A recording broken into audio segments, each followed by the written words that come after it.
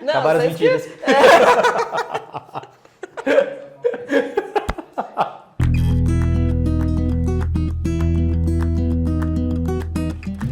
Oi, pessoal, eu sou Ana Carolina Colli, gerente de projetos e produtos da Viturbana. E hoje a gente está aqui para bater um papo. Eu sou o Rodrigo Sobreiro, sou arquiteto titular da RS, o escritório atua desde 2011, exclusivamente com o mercado imobiliário. E a gente já se conhece há um tempo, né, Rodrigo? Já se conhecemos há um tempo de outras empresas. O escritório tem um foco de atuação bem diversificado. A gente atua desde segmento econômico até médio alto padrão. Então, esse projeto está no meio do caminho, né? Ele não é um projeto no meio do caminho. Ele não é um projeto muito específico de nenhum segmento.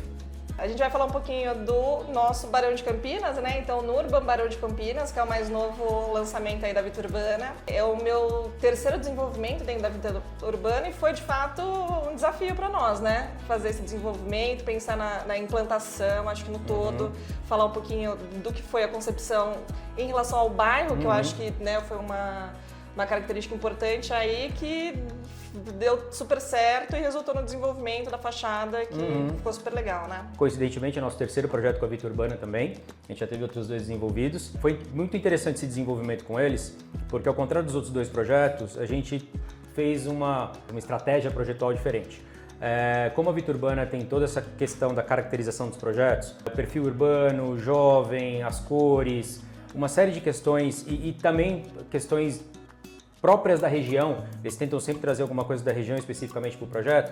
A gente fez uma pesquisa sobre a região desde lá atrás, antigamente, como ela se desenvolveu, qual foi o perfil que tinha na região de habitação e de ocupação.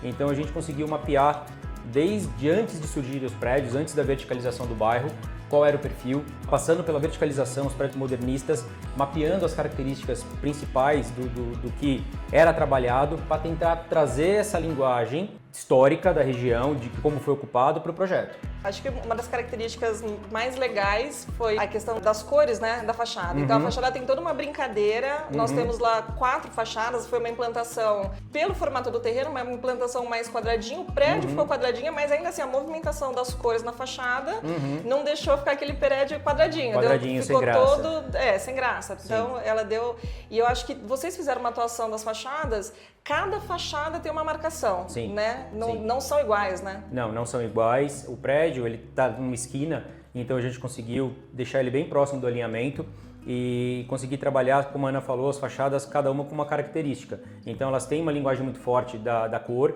foi um dos elementos que a gente identificou historicamente, de tipologia de projeto. Várias obras bem significativas, modernistas, usavam bastante cor. Então eu falei, vamos trazer um pouco disso para a fachada, além de elementos como cor na caixilharia do térreo, as lojas um pouco recuadas para criar ali um respiro. O embasamento ficou sensacional, né? Então é um produto que a gente vai ter uma fachada ativa, então a gente tem lojas, né? Então a gente fez até uma brincadeira com a parte da iluminação, né? Que remete um pouquinho à iluminação de acesso perto das lojas, né? Um pouquinho desse antigo, né? Da histórica do bairro, os elementos caixilhos amarelos que ficaram sensacionais.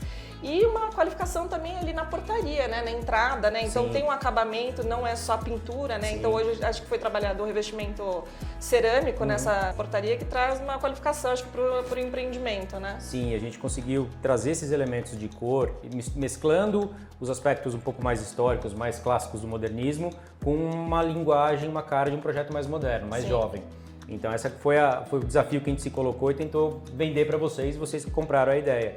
E aí teve espaço para colocar parte de arte gráfica, então teve outros elementos que entraram para agregar também, para trazer essa modernidade, que remete a questões atuais, mas também eram elementos que antigamente se usava muito, murais, vitrais e tudo mais. Bom lembrar, né, no nosso empreendimento, então a gente teve o que foi uma resultante, né, a gente tem lá uma caixa d'água, no final a gente conseguiu trabalhar a Centena, que foi uma resultante do projeto, e a Vita, como tem essa característica do elemento artístico dentro dos empreendimentos, é bem forte, então a gente conseguiu também fazer uma aplicação que casou muito bem com a sua fachada, a gente convidou uma artista plástico E ela conseguiu desenhar, então é um elemento exclusivo, não tem em outro lugar, porque foi desenhado à mão exclusivamente para a gente poder fazer essa aplicação, que foram peças cerâmicas, né? Então ela conseguiu fazer uma modulação de peças cerâmicas e a gente também fazer na aplicação, então, ali naquele acesso que ficou 100%... Ficou bem legal, ficou bem legal. Legal, ficou muito bom.